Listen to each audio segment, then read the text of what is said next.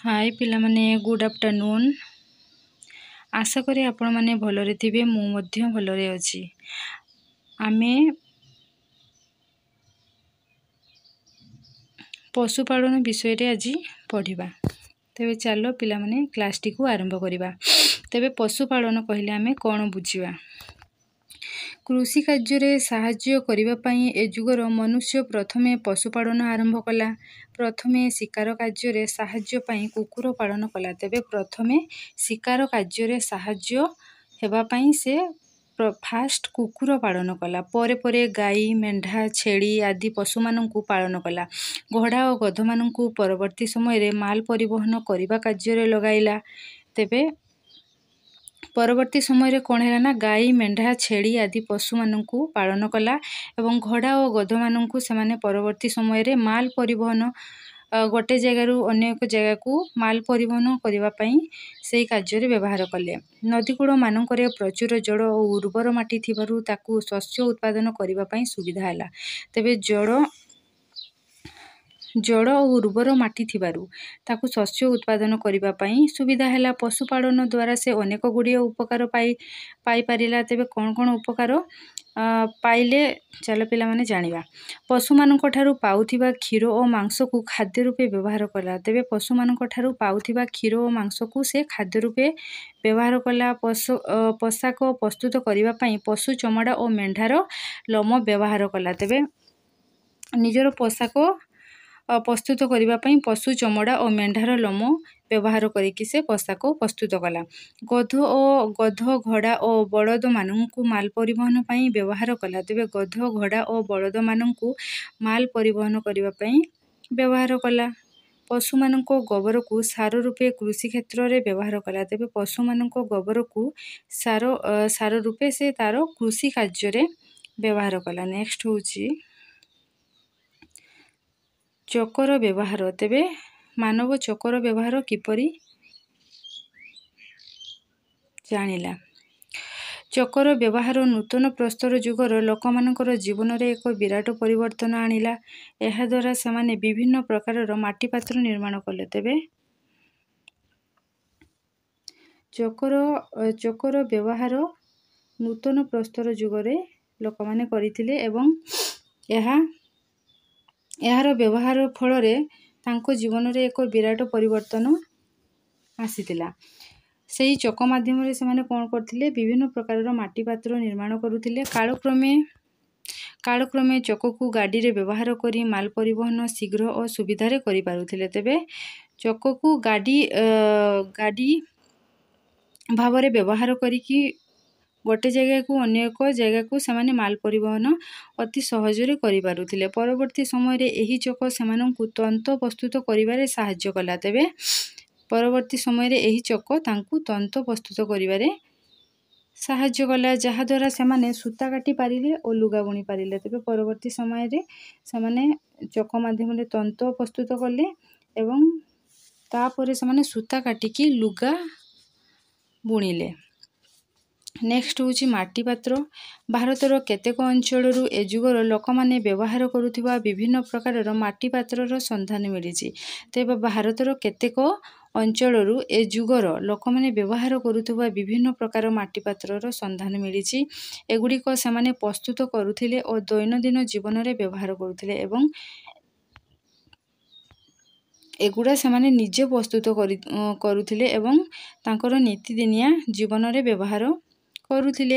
एही पात्र गुड़ी को सेमाने रांधिबा और शस्य साइती रखिबारे व्यवहार करुथिले बोली अनुमान करा जाय।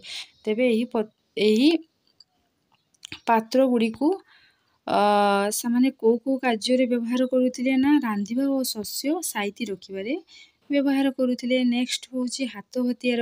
नूतन प्रस्तर जुगर मनुष्य माने व्यवहार करुथिबा अस्त्र शस्त्र गुड़िक पुरातन प्रस्तर जुगर अस्त्र शस्त्र अपेक्षा अधिक उन्नत सुंदर धारुआ और चिकण थिला। तेबे पुरातन प्रस्तर जुगर अस्त्र अपेक्षा नूतन प्रस्तर जुगर अस्त्र गुड़िक अधिक उन्नत सुंदर धारुआ और चिकण थिला। तेणु एही जुग को नूतन प्रस्तर जुगरे नामित करा जाय। जेगुड़ा जेहेतु ଏହି ଯୁଗର ଅସ୍ତ୍ରଶସ୍ତ୍ର ଗୁଡ଼ିକ ଅଧିକ ଉନ୍ନତ, ସୁନ୍ଦର, ଧାରୁଆ ଓ ଚିକ୍କଣ ଥିଲା। ତେଣୁ ଏହି ଯୁଗକୁ ନୂତନ ପ୍ରସ୍ତର ଯୁଗରେ ନାମିତ କରାଯାଏ। ଶିକାର ବ୍ୟତୀତ ଅନ୍ୟାନ୍ୟ କାର୍ଯ୍ୟରେ ମଧ୍ୟ ଏହି ଅସ୍ତ୍ରଶସ୍ତ୍ର ଗୁଡ଼ିକ ବ୍ୟବହାର କରାଯାଉଥିଲା। ତେବେ ଶିକାର କାର୍ଯ୍ୟରେ ବ୍ୟବହାର କରିବା ସହିତ ସେମାନେ ଏହି ଅସ୍ତ୍ରଶସ୍ତ୍ର ଗୁଡ଼ିକ ଶିକାର କାର୍ଯ୍ୟରେ ମଧ୍ୟ ବ୍ୟବହାର କରୁଥିଲେ। ପଥର ଓ ଅସ୍ଥିର କାଠ ବେଣ୍ଟ, ଲଗା ଅସ୍ତ୍ରଶସ୍ତ୍ର, ବାଉଁଶର ଧନୁ ଓ ପାତିଆର ଗୁଣ ଆଦି ସେମାନେ ବ୍ୟବହାର କରୁଥିବାର ସୂଚନା ମିଳେ। ତେବେ ଏଗୁଡ଼ାକ ବ୍ୟବହାର କରୁଥିବାର ସୂଚନା ମିଳିଥାଏ।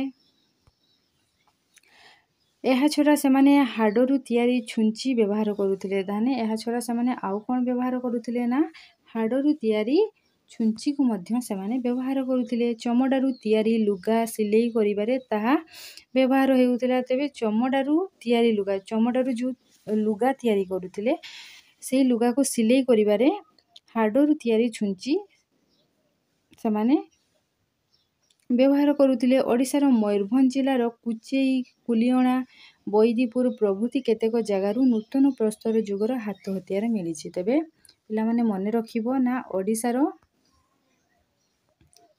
ଓଡ଼ିଶାର ମୟୂରଭଞ୍ଜ ଜିଲ୍ଲାର କୁଚେଇ, କୁଲିଅଣା, ବୈଦିପୁର ପ୍ରଭୃତି କେତେକ ଜାଗାରୁ ନୂତନ ପ୍ରସ୍ତର ଯୁଗର ହାତ ହତିଆର ମିଳିଛି। ନେକ୍ସଟ ହେଉଛି ଧର୍ମବିଶ୍ୱାସ।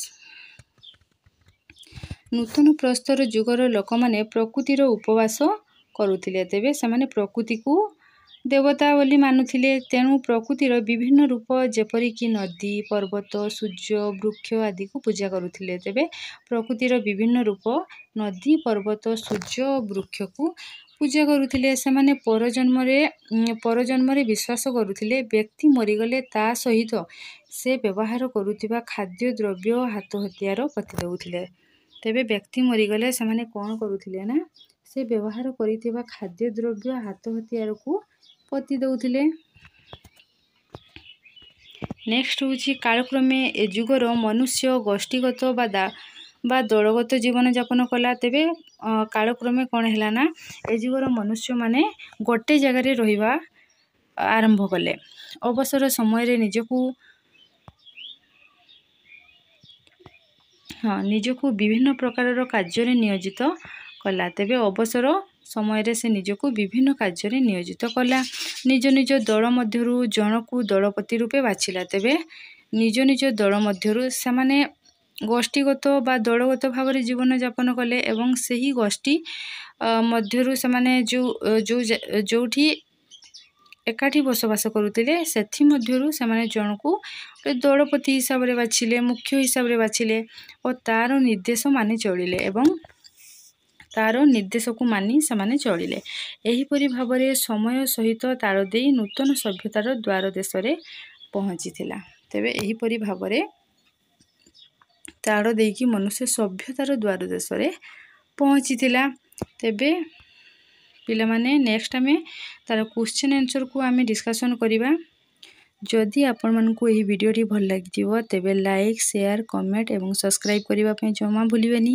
ତେବେ ପିଲାମାନେ ମୁଁ ରହୁଛି, ପରବର୍ତ୍ତୀ କ୍ଲାସଟି ଆମେ ତାର କ୍ୱେଶ୍ଚିନ୍ ଆନ୍ସରକୁ ଡିସ୍କସନ୍ କରିବା। ତେବେ ରହୁଛି ପିଲାମାନେ, ଥ୍ୟାଙ୍କ ୟୁ, ଜୟ ଜଗନ୍ନାଥ।